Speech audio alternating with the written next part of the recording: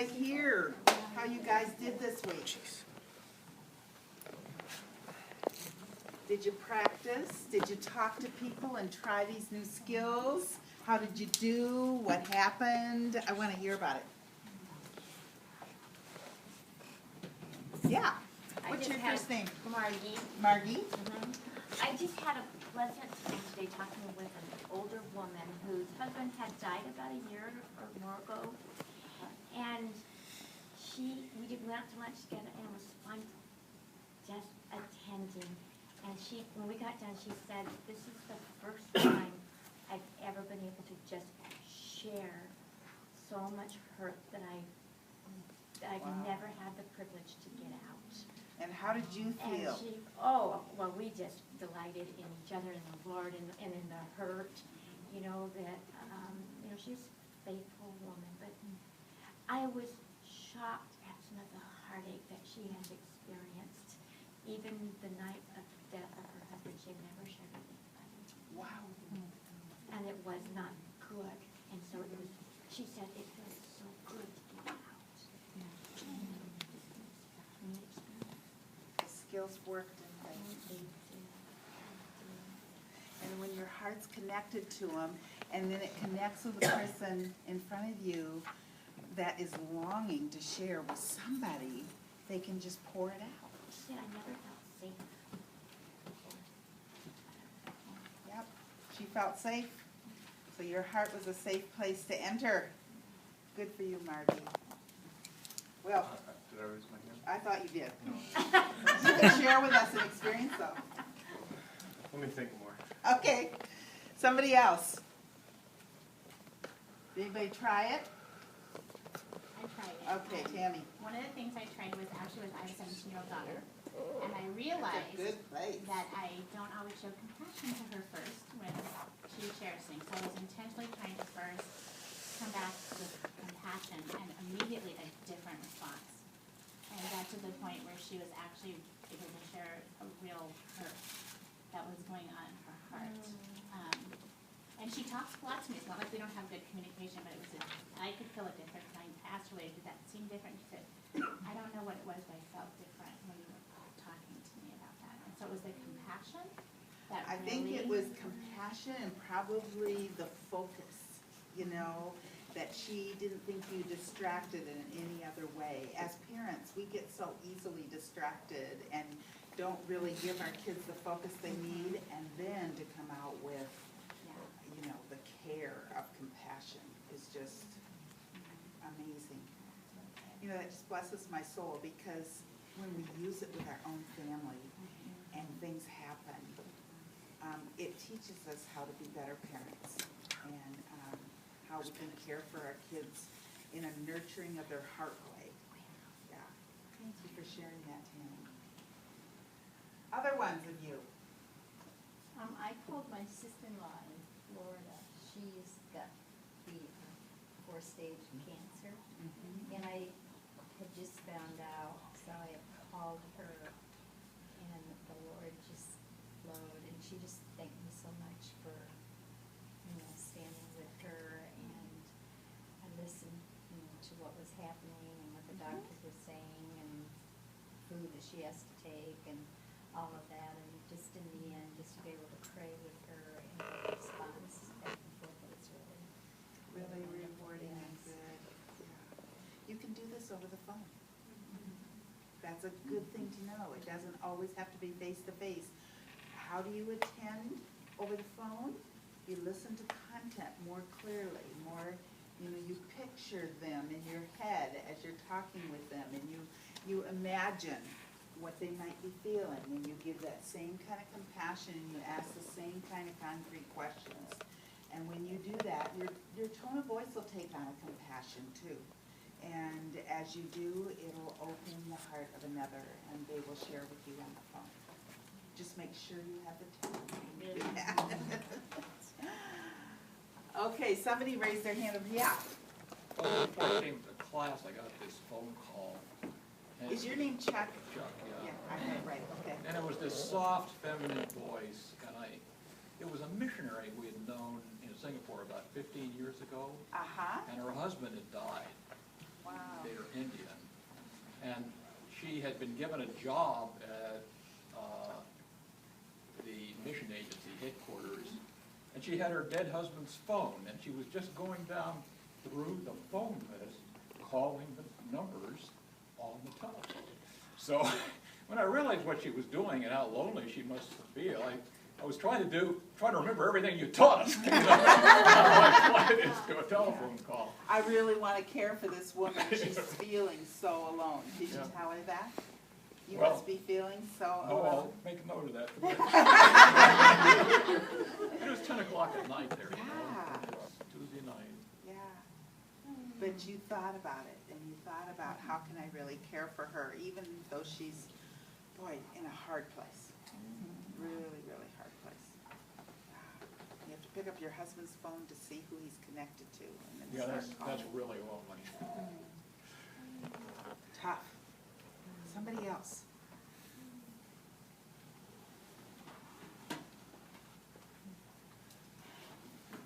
Nobody else?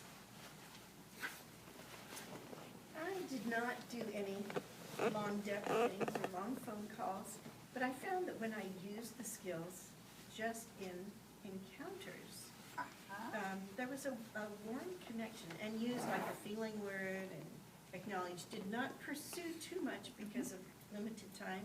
Yeah. A grocery It's- store, or a, Yeah. out on the sidewalk, meeting a neighbor, Mm-hmm. you know? But it's like an investment, because it's like banking something for the future. For the future, Exactly. absolutely. Yeah, really opening A the door. doors. And I love the connection. Good for you, Judy. Yeah, I mean, this should become such a natural part of us that no matter when we open our mouth, we can begin to start using that kind of compassion. I don't think Jesus turned his compassion on and off. I think it was always there. I think his grace always exuded from who he was. And we don't have to do this just when we're in a little session with somebody. We do it all day long with whoever God puts in front of us. And you give them warmth by opening up your heart to them, by giving them some compassion or asking a concrete question. But what you're saying is, I care about you. I care about you. And if God wants me to carry this conversation further, I want you to know that the door is open. Yeah, I like that.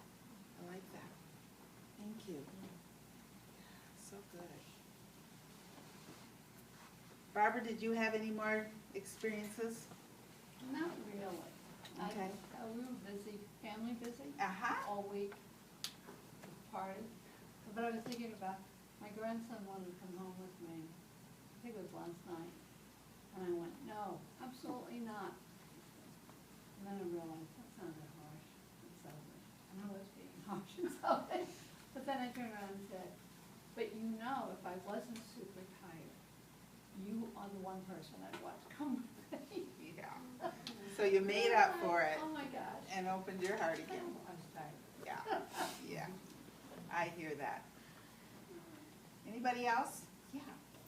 What's your name? Anna Hi, Anna. from Andrews. Andrew Camp. Camp, sister. I think you've told me that before. Have you told me that before? Sorry. That's okay. Okay, but I can That's when put you she had together red- with him That's when she again. had red hair, see? Ah. Yeah, I changed my hair. Oh, Um, brave girl. I have a good friend that we always kind of speak openly anyway, but I was trying to really focus on her on Friday night when I was with her. And she shared this really cool story with me that really blessed me, but then she also came back and said something she's never said to me before. And she said that there have been times in her life when I have saved her life just by being there for her. And so that was really cool to get to kind of a deeper level with her than we already even are. So. And that says to me, you probably have some natural gifts in doing this, that you're just honing now as we are learning new skills, and that's wonderful. That's wonderful, because one of the ways we know if we have this kind of giftedness to to help other people is if they come to us. And she not only came to you, but she told you that you have really, really helped her in times of need. And that's amazing. You know what? I lied. I did use it once. You just I don't recalled know. it. It's just not on the top of my head. Yeah, you're tired tonight too. Okay. No, I'm recovering. Okay. I'm recovering. Yeah, I had an interview for a new member, Ah. and I really focused on that. Mm-hmm. And it's interesting, because she was very nervous, and I can tell she's very shy, Yeah. quiet, and she really opened up. I felt very blessed. And she really was, so, yeah. Yeah, the focusing and the attending of the people, to the people, is just so important. And I gave you a sheet last week and of the integrating process, and it'll be a good review, and I'm just gonna go over it real quick, and you have it. And so the very first skill we learned was attending, and it's really giving attention to the person, the soul care receiver, and focusing on them and carefully observing both their verbals and nonverbal content and being present with them. And the way you accomplish this is by watching them carefully, by listening. Remember, I talked about the different ways of listening like a child with wonder, believing that the Spirit of God is going to be doing something in that person, not just listening for just what you might be able to analyze, but to listen, really expecting the Spirit to do something when you're with a person. It helps you see what the Spirit of God is doing more, to just sort of have that sense of wonder when you listen to them. Seeing the relational aspects of their communication. As they communicate to you, are they trusting you by giving you eye contact? Are they kind of sitting in the farthest corner from you, or are they sitting right across from you? How do they choose their seat around you? It's those things that tell you this person is able to trust, this person is not able to trust. It's going to be hard for them to enter a relationship, so I'm going to have to use even more compassion and more concreteness to be able to get our hearts to connect when they don't have the ability to trust. Literally, some people if they've had a really hard abandonment experience or abuse experience or something that has really hurt their heart, it can take them a year or two to get finally to the place where they can trust you. That's not unusual. And so sometimes with our neighbors and with the people around us, don't expect these things always to just happen overnight. Sometimes it just takes a long time of having an open heart to someone and continuing to come back to them with attending to them and giving them compassion. And then you want to discern the messages when they say something. Remember when I taught you concreteness, I said they usually come very vaguely. They're not going to tell you the deepest thing in their heart right away. They want to see if you care enough to open your heart to that. They want to know if they can trust you with that. And so it's going to take time for you to be able to take this message that they brought you and then really see what's underneath what they gave you. And it probably is far more than what you ever imagined, just like what you found out with your friend. That there was things going on there that you didn't even have any idea of. Yeah.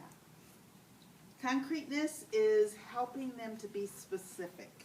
You really, it's asking who, what, where, when, and how, and trying to get them out of that vague place and into the specific place. Why do we not ask why? Because they don't know. So it's a really confusing question. They're there oftentimes, especially if it's an appointment kind of thing. They're there because they don't know why. And so to ask it just makes them more confused, so we don't wanna, use the why question. And then the compassion, what are the two parts of compassion? Emotional and intellectual, and how did I do that last time? What did I say that? It was with feeling and content, yes. Feeling and content, so both of those are really important. And why? The feeling is gonna get them to the core of their heart. The healing is always in the feeling, so you wanna have the feeling and you wanna take them deeper until you have found the depth of where their heart is. And the content will help them to know that you really heard them. It isn't just this feeling unconnected to anything, but you really heard the content of what they've told you. And so you want to connect the feeling with the content. And then you want to go a half step deeper.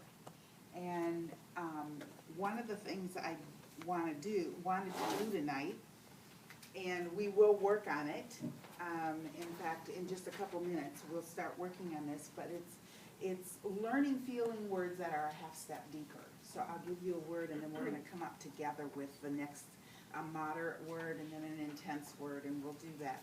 I had a handout for you with a whole bunch of feeling words, and that gave you moderate and mild and all that, and I totally left it at home.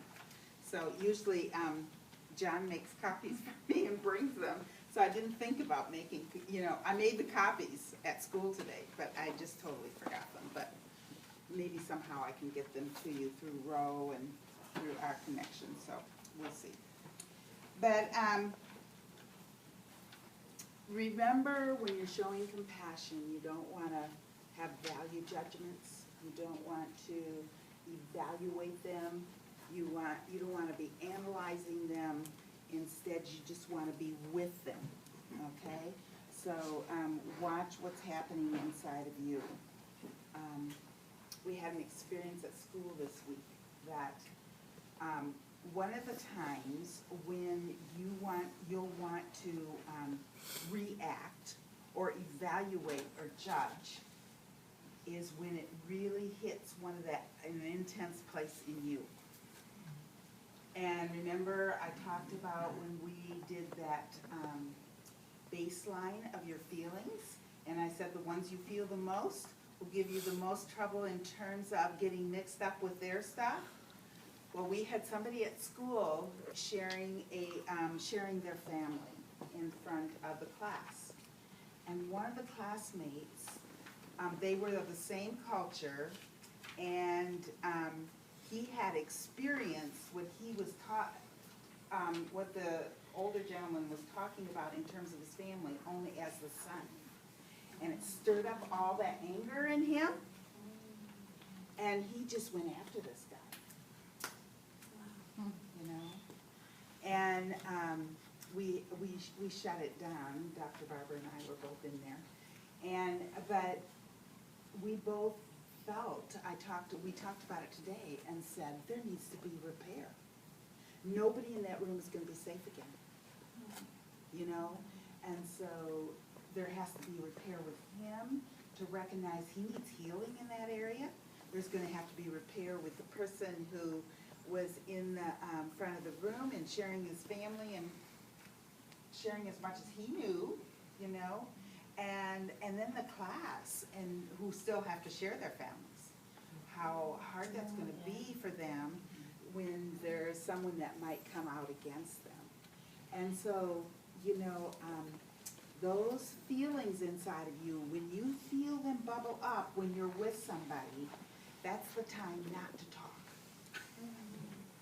It's really the time to sit back and listen and really try to stay focused on them and separate from your own emotions, okay?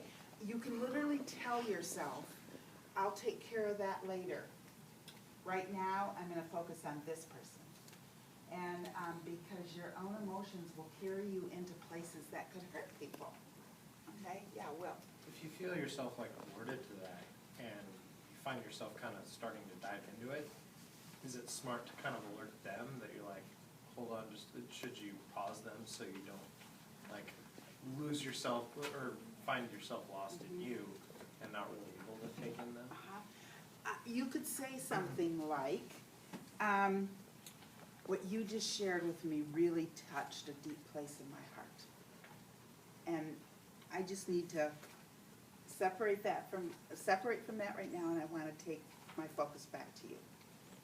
And just so that they know what you're doing, if you feel like you need to. Most often, you can probably carry on if you can just learn to let that go. But, boy, sometimes, we always call those overreactions, because he reacted more than what was necessary in the situation that was there. And whenever you react in a way that's more than what's happening in front of you, it's attaching to something that happened to you. And I don't think the class had any idea what was happening. They just didn't quite get it, you know.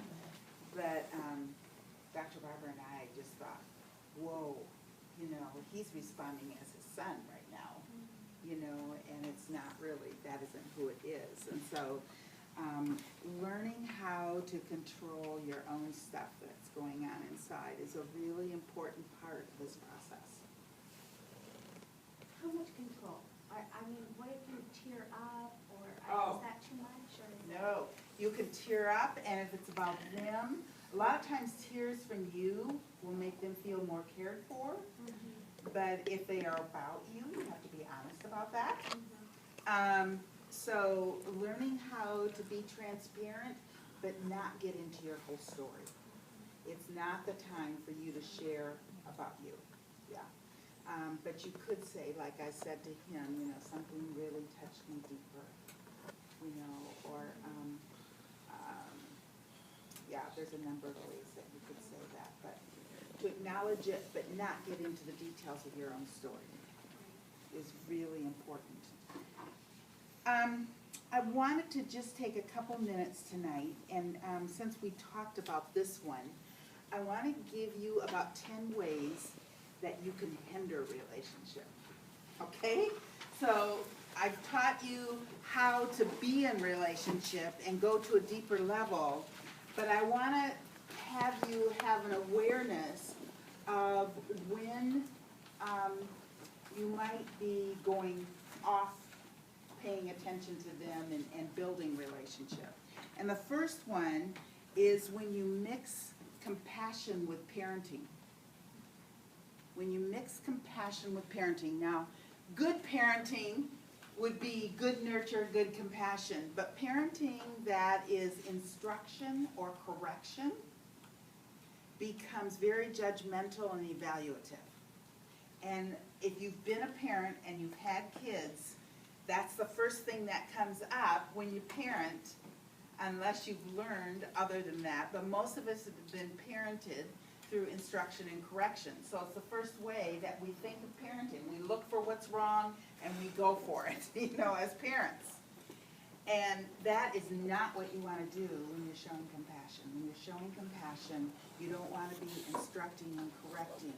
You want to be with them wherever they are, regardless of whether you think it's a good place or a bad place, or they should have never been there, or it's sin, or whatever. You want to be with them there so that they can feel enough sense of love to be able to move with the Holy Spirit to allow His transforming work of what He's doing. You don't have to be the one that tells them. The Holy Spirit will. And so to allow the Holy Spirit to do His work. Another thing is exhorting. Some of us have exhortation as a gift. It's one of the gifts listed, the gift of exhortation. What do you think of when you think of exhortation? Declaring truth. Yeah, claiming truth, telling truth. It's one of my gifts. And ISF students always say to me, your truth is like an arrow that goes right to the middle of the heart. And I have to be really careful with that gift because I can really hurt people with it. And so when you're giving compassion, you're not exhorting. You're not giving truth that's like a laser. They say your truth is like a laser beam. And that's what exhorting is, and so you have to be careful with exhortation. Another one is defending the behavior or response of the soul care receiver. So you're defending them or trying to defend their behavior in some ways, or what they just said. And why don't you think we would defend? Why wouldn't we defend what a person is saying? It's not gonna get them to the place they need to be. It They're won't get them to gonna stay the on place, that level. because you wanna go deeper, and compassion will bring you deeper. But if you defend a person, quite often they're talking about a relationship. Most people, when they talk about it, it's something going on in their relationships that they're talking about. As soon as you defend them, what do? You make a value judgment, and what do you say to them? You're taking their side.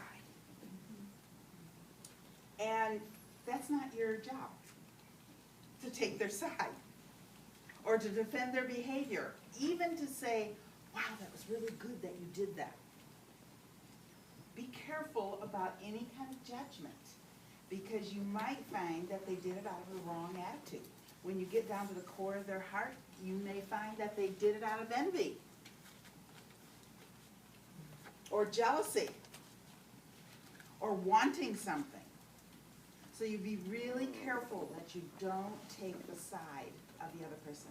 It's really important in marriage counseling. You know, you guys aren't being trained to do that, but in marriage counseling, you really want to be able to double side so that you can hear everything that's being said. The next one is that you may miss a statement. You may miss something that they say completely. And because you're thinking about something else, don't be afraid to acknowledge that you missed something. Tell me what you just said before that. I somehow didn't totally get that. Don't be afraid to acknowledge the truth of where you are with them, because if you come back with a statement, you haven't really been attending and listening very well, and then you come up back with a statement, and it doesn't fit with what they just told you, you've just pushed them away from you. You've just kind of pushed them away. So you want to be really careful that if you miss a statement, if you miss part of a paragraph, sometimes someone will really talk a long time. And something they said in the beginning, you don't want to forget. And so you're kind of rehearsing that in your head, and you miss this whole important part down here. One of the things that I find with our students as they're learning this is the thing that they most often do is they forget what was said at the beginning. It wasn't an earthquake. It didn't feel like it. They did have one in Baja today, but we're okay. But they have to do sort of a summary of the person they're seeing and give it to us in the beginning. And usually that little summary gives them everything they need to know to help this person. But they dismiss that so quickly because they're so busy listening for the rest, they forget what was given to them in the beginning. And as soon as I take them back to that, they say, oh yeah, that's right. Oh, that's right. Their parents, or their kids, or something happened, you know. I mean, it's usually right there. And so we may miss some things. And if you do, acknowledge it. This needs to be a truthful, honest relationship, not one that you're trying to hide behind a role or that you're supposed to know it all or hear it all or be perfect at this, because you never will be. I'm not either. Okay, number, I don't know where I am. We may, number 5. Sometimes you lose objectivity. What would make you lose your objectivity? Connecting it to yourself. Yeah, connecting it, it's again that internal noise those internal feelings you're feeling, and if you're feeling them too much, you begin to not be able to be objective. And so you suddenly your responses are coming out of what you would want someone to say to you, or what you need to hear, or what you would hope somebody would tell you, and it doesn't have anything to do with them anymore. And so it's so easy. That internal noise, the feelings that you feel inside, really have to, and that's why oftentimes when you're in a helping place, if you decide to sign up and say, I'm gonna start meeting with people individually, think you're ready to do that. One of the things that's really helpful for you to have your own spiritual director. Because then you have a place to deal with some of the things that come up in your heart. And so to have someone that you can talk to about those things, so that when they come up in the session, you know that there's gonna be a place that you can talk about that. And then you can stay with the other person and maintain your objectivity. Another one is, you may be inaccurate. What did I say about compassion statements? How do you give them?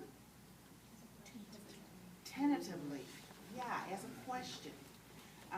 And so, if you guess at what they're feeling, and you're gonna guess at the deeper level, because you're not gonna be a parrot and give them back exactly what they said. You're going to give them back a half step deeper, and so you're gonna be guessing to some degree, and they may say, no, that's not what I feel. Don't be rebuffed by that. You aren't gonna guess perfectly every time. It's okay. That's the risk you take to find the core of their heart.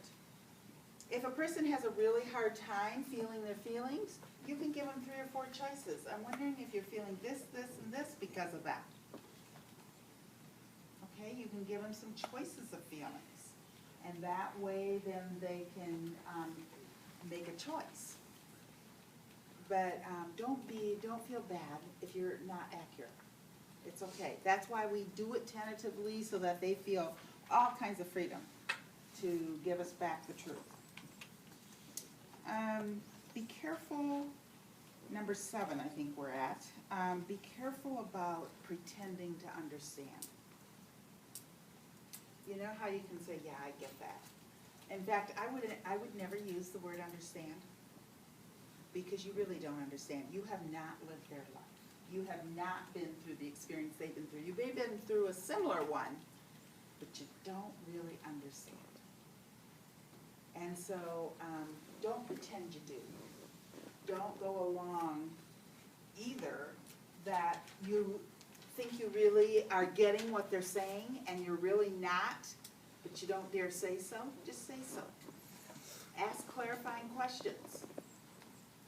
Say, I'm not really, I don't think I'm following you very well. And so what about this? Or ask about that.